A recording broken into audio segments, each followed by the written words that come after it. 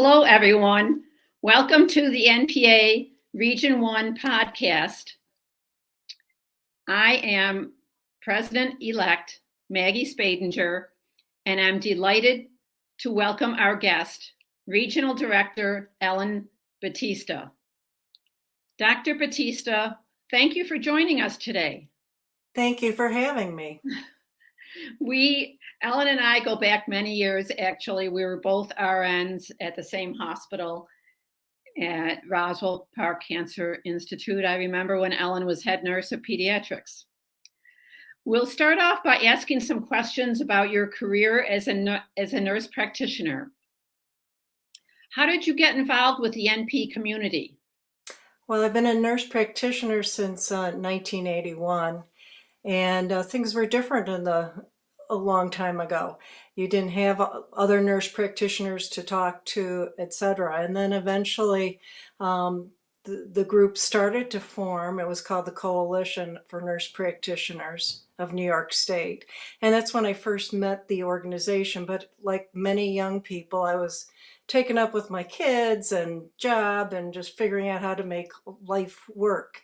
But over the period of time, I found points of time where I could spend more time attending the conferences, etc. And then in more recent years, I've been more active in the board, both in the region level and the state level. And it's been a wonderful experience. I don't know what I'd do without it. I mean, I have the perspective of history, which helps, because when nurse practitioners first came out, number one, nobody knew what we were. And then we didn't have a lot of authority, and working with the Nurse Practitioner Association, that's what's helped us gain authority and legitimacy for practice. Yes, I totally agree. As the Nurse Practitioner Association helps us with education and advocacy. Tell us one of your most impactful cases. That's tough, because there are a lot of people that have touched my heart over the many years. But I think my personal specialty is in pain management. And I kind of started getting interested in pain management when I realized we weren't doing a very good job of it. But one patient that stuck out this was when I was working at a hospital, is that there was this gentleman who kept coming up to the nurse's station and complaining of pain. And, when I saw him, they were giving him a placebo. And I thought, well, why is this? Why is he only getting a placebo? And I had made my recommendations. And at that time I was doing consultation, not necessarily prescriptions and stuff.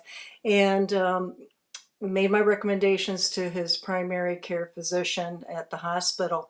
And he said, no, I think he's a drug seeker.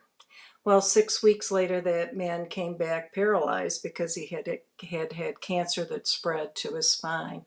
And that made me more passionate about working with people who have cancer and pain. And then eventually I've moved on to people who have chronic pain that is non-malignant. Thank you. That's a very meaningful example. What does belonging to the NPA mean for you as a nurse practitioner? I think it means so much in so many avenues. I think if we go to practice, it's helped formulate what we're able to do in practice. It has brought down the barriers that have made practice previously difficult, and with more ease now. We're looking now at insurance carriers barriers breaking down, and I think that's important.